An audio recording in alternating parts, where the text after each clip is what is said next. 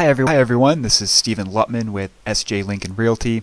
Today we'll be reviewing another multifamily apartment building acquisition, this time in the Saratoga County village of Corinth. The feedback on these videos has been great, and I'm happy to keep putting out the content. Let's get started.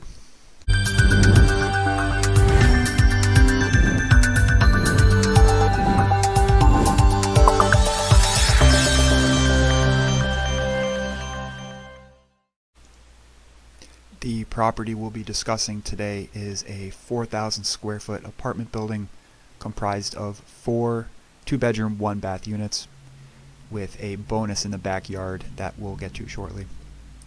Some background on the area: Corinth is roughly an hour north of the state capital Albany and 15 minutes northwest of Saratoga Springs. While the state as a whole is experiencing net negative migration, the county of Saratoga has actually seen growth over the past decade. Corinth is seeing modest upticks in both median household income as well as overall percentage of folks who are employed, all of which, as investors, we like to see.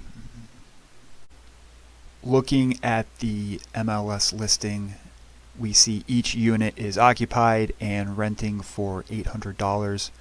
Property contains a nice sized lot with off-street parking and separate utilities. Oil heat is a negative, as it is going to be more expensive. However, very common in more rural settings like this. In upstate New York, natural gas will be the most common form of heating fuel. However, in older buildings, especially when you venture into Albany or Troy, you'll also see electric heat from time to time. The aspect of this property that most caught my attention was the 5-bay garage in the rear of the property, and we'll take a quick look at what that looks like. One thing as a landlord you always want to be asking yourself is, how am I going to separate myself from the competition? There are a lot of apartments to rent. Why is a prospective tenant going to choose you versus all the other options they have available? Having garage access is a great way to do that. You'll certainly attract the highest quality tenant, or in the case that they don't have a vehicle, one stall in this particular case will easily rent for $50 a month via Marketplace or Craigslist. The next step in our analysis will be to look into what buildings are selling for and what apartments are renting for in our particular market. The 4 comps selected are located within a mile of the subject property and are similar in both age and condition. Based on the information available, we can estimate that $65 a square foot is going to be reasonable on the purchase side, and we should expect to collect $750 per month in the event that tenants are paying all utilities for the individual units themselves. Now that we have a comfort level for the market in which we're operating, our next task will be to review the financials of the opportunity. Our scheduled income is going to be all rents derived from the apartments. Although advertised as renting for $800 during our due diligence, we found that in exchange for grounds maintenance, one tenant was receiving a $100 discount, along with usage of 2 of the garage bays. We will estimate our vacancy rate at being 8%. Being in a rural village may take a little longer to fill openings than, say, in a large downtown city setting, so it's important to forecast appropriately. Other income will be all revenue generating streams outside of the apartments themselves. Think of coin laundry or storage units. In this case, it will be rent from the garage in the rear of the building. We now have our monthly operating income. Our expenses will include $100 per month per unit for maintenance items. If you happen to be buying a new build, this amount could be less.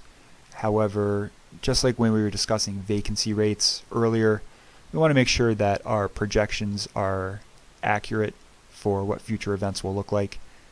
So we're dealing with a 70-year-old building, so we'll be setting aside $400 per month to tackle the eventual maintenance issues that will arrive. Next, I want to jump down to capital expenditures. These are going to be your big ticket items. Think of replacing a roof or replacing a furnace. These are things that don't happen often. However, when they do, they're going to be on the larger dollar amount side.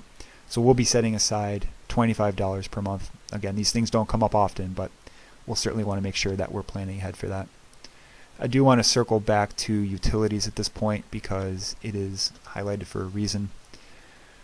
During inspections, we found that although 4 furnaces were present, it was actually the owner who was covering heating costs, which, considering we're dealing with propane, is a substantial dollar amount during the winter months.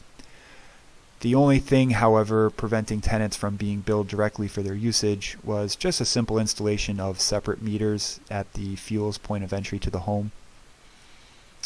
Ultimately, what ended up happening was, following acquisition, the tenants, all of which were month to month, were informed that they would need to set up their own accounts with the propane company, and in exchange, there would be a modest reduction in rent. So we'll take a look at the original assumptions for income versus after we made some changes to the property. So given the current outlook, $800 roughly was going to be the net operating income, and again, that's going to be just your operating income backing out all of your expenses.